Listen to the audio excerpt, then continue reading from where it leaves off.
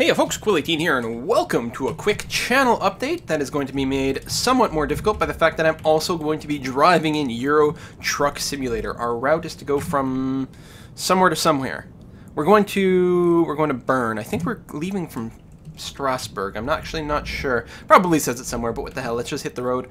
I'm hoping that my program starts telling me where to go soon enough. There we go. Excellent. So, channel update. Two large series, major series that we've been playing for quite some time, have basically come to an end here. Obviously, I guess I'm supposed to be on the right-hand side of the road here. Yeah, Strasbourg. The first is Europa Universalis 4, as Castile, has come to an end. We had a great run. We populated a lot of the world, but you know, I sort of felt like we were nearing the limit of what we could do. Yeah, you could keep playing till 1821, but I just wasn't that interested anymore. I wanted to, you know, do something new instead. So we wrapped that up. I uploaded the save, so anyone who's curious about doing that, go ahead and do so. Now, if you didn't actually catch the conclusion of that series, which was part 38, you're not alone. YouTube was messing up the subscriber lists that day, as it often does.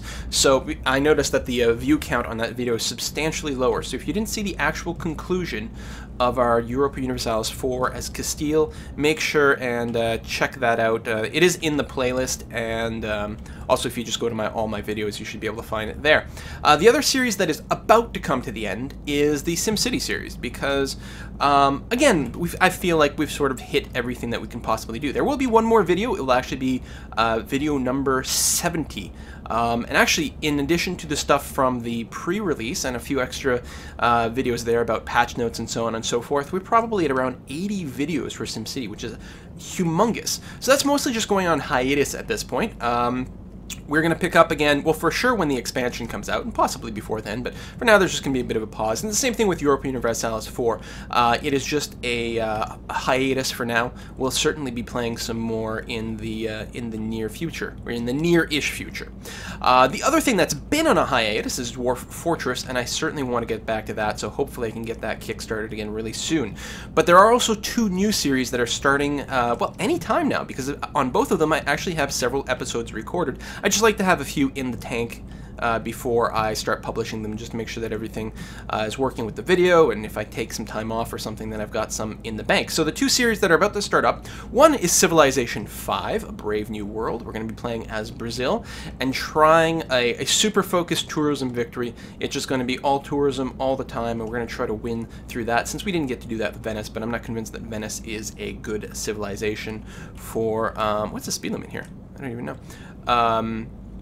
For doing the tourism victory. So we're going to try it with Brazil, which has a lot of great benefits for that. And the other thing we're going to do, oh, I don't remember how to put on my windshield wipers anymore.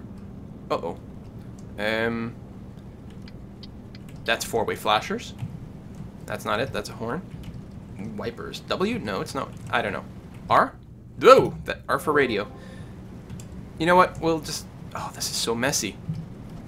Alright, so the other series that we're going to play is going to be The Sims 3. As an October special, we're going to be doing another supernatural session of The Sims. I was trying to decide whether to continue the family from before, the supernatural family from before, but I wasn't totally happy with the flow of that, so I've decided to start a new supernatural family, and in this case it's a family of one. It's one very evil vampire whose goal is to create an army of vampires and convert the entire town. So he actually should be a lot of fun to play as. And again, I've got a few episodes of that already in the bank, and I'm having a gloriously good time, so hopefully you guys like it as well.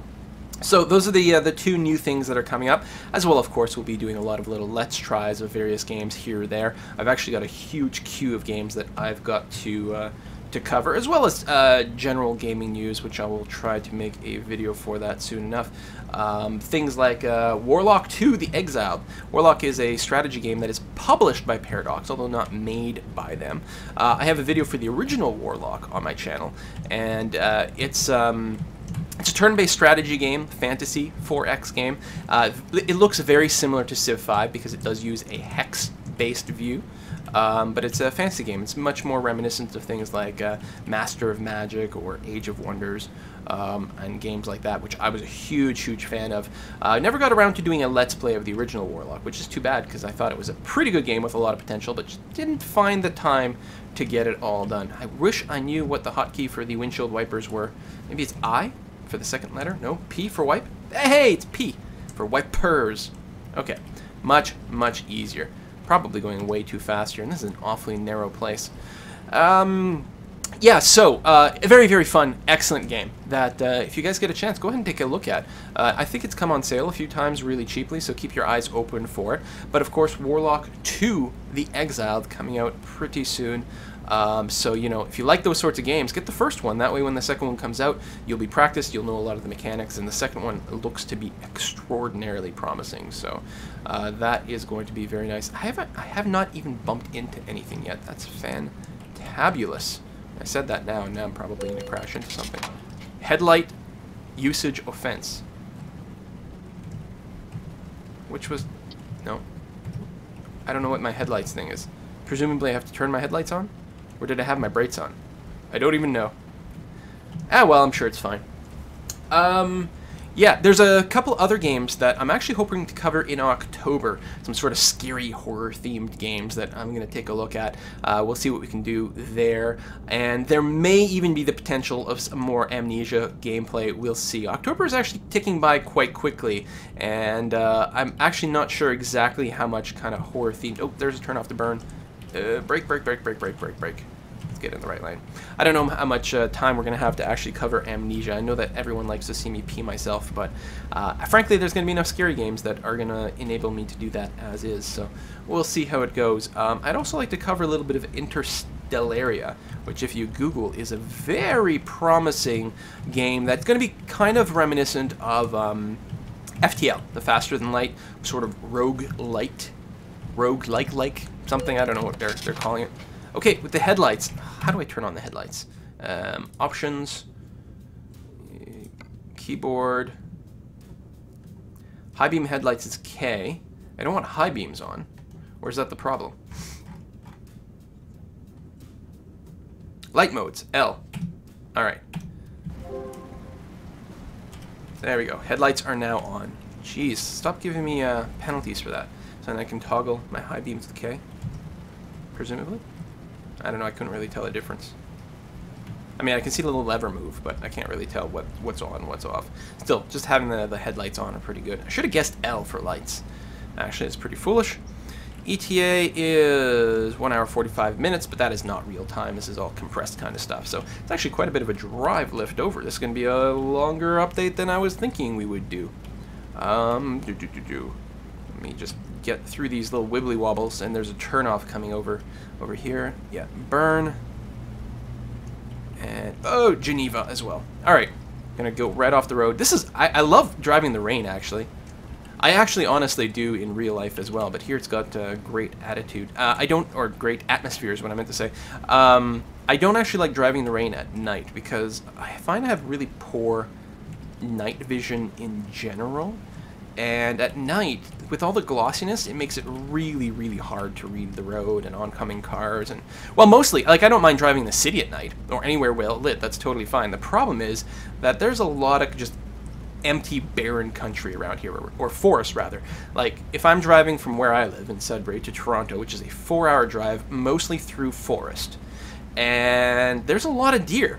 And that's the thing, when you can't see, like, they don't have lights on them, so they have a tendency to leap out at the most inopportune time and get themselves smacked. And actually, what's far worse than deer is the moose, because, I mean, you can smash a deer, and yeah, it'll smash up the front of your car, but you'll generally be okay unless you panic and drive off the road. But smacking into a moose, that's actually a pretty good way to kill yourself. So, yeah, night driving in real life, I didn't actually check my blind spot there, that's not good,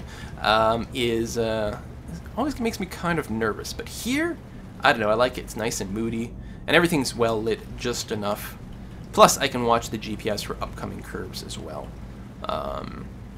That's the other thing that can sort of sneak up on you. There are no reflectors on these roads, though, which is not good. The lighting is kind of cool. And coming around this corner quite quickly. Whoa! Take her easy. Don't smash anything. All right. High beams? Yeah, I really see there's no difference. The high beams make virtually no difference at all. How much longer left? 1 hour, almost exactly. It's a nice drive. It's too bad, though, that we can't see the countryside. That's the only problem with driving in the rain at night. We can't see any details of what's going on. Oh, I also should have addressed what happened at the start. You saw that I started in the service station. Well, at the start of the mission, I was in some parking lot that I couldn't figure out how to exit. So I started the recording and I started driving around, and everywhere I could go is just a dead end. I didn't actually know how to leave the initial place, so I just used the emergency call-out button to warp me to a service station. So I took a bit of a cash penalty there, but I did not care. Did not bother me one bit. So let's go and switch lanes over this way, like so. One of the other things I might start doing, I've been kind of craving playing some CCGs, and Scrolls, I don't know, failed to keep my attention, and no matter what I do, I can't seem to get into the Hearthstone beta, which is driving me bonkers. I might do a little bit more Magic the Gathering kind of coverage, both perhaps Duel of the Planeswalkers, and also potentially Magic the Gathering Online. Okay, looks like I've got to turn off here. Yeah, there's the sign for Dijon and Bern. Let's hit the brakes. I'm going way too fast. Good thing this thing has amazing brakes. Like, I can drop down to 0 in what feels like 10 meters of space. Very good thing. So yeah, I was thinking of starting to cover. Let's turn off the wipers. Some Magic the Gathering, because I've played a lot of Magic in the past. I've played for, I've probably been playing Magic for almost 20 years. Certainly more than 15 years. So I've played a lot. I have a huge collection of Magic cards, and I've played in tournaments and really put a lot of time and effort into it. Now, I haven't played in a long time. So it'll sort of be, it's weird because I feel like I have a great deal of expertise in Magic, and at the same time, I'm a complete noob when it comes to all the new cards. So it might be a very interesting way of looking into it. So I might cover some of the Duel of the Planeswalkers, but frankly, what? Why with the headlights? My headlights are on. No, they were off. Oh, there's modes to toggle through.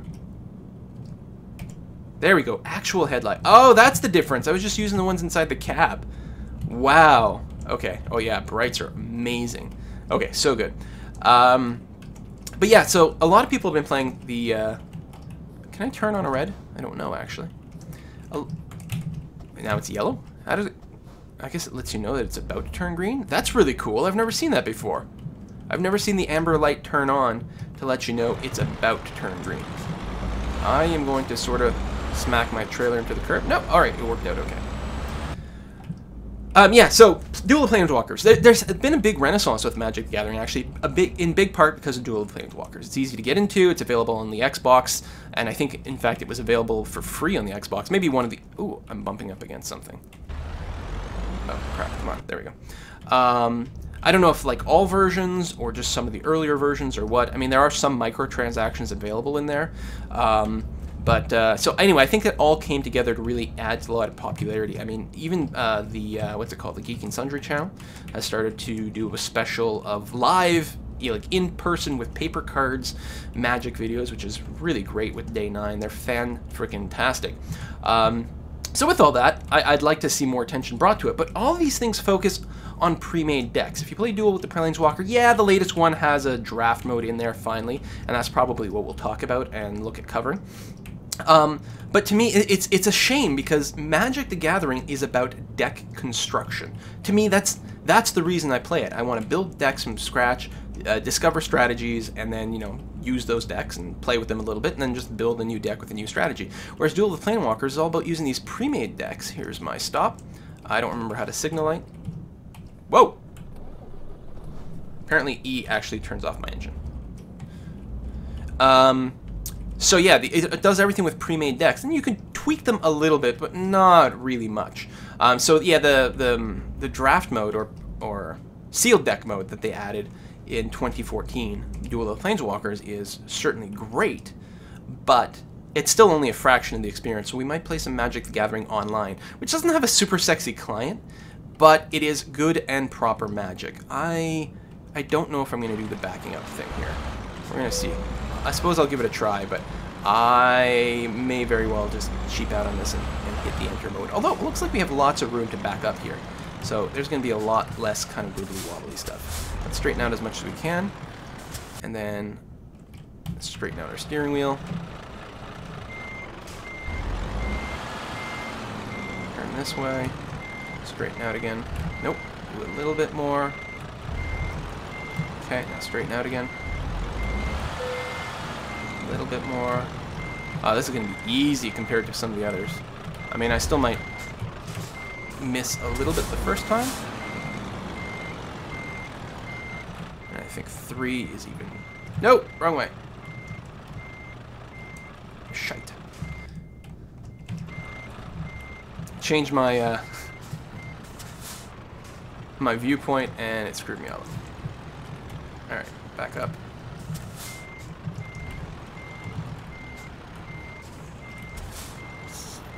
Not going to be quite perfect, but it might be good enough. Yeah! Boom! Detached trailer. Fantastic! Excellent! Do you see that? I was excellent! I have not, like, gotten anything ever. That's fantastic. I'm still newbie, but I actually turned a profit this time around. I'm so excited. Anyway, that is it for this update. Just letting you know the sort of things that are going to happen on the channel, and again, we'll keep doing some little train simulator and Euro simulator and different things like that, kind of various updates and talk about random topics kind of videos, because I enjoy them quite a bit. See you next time, folks. Bye-bye.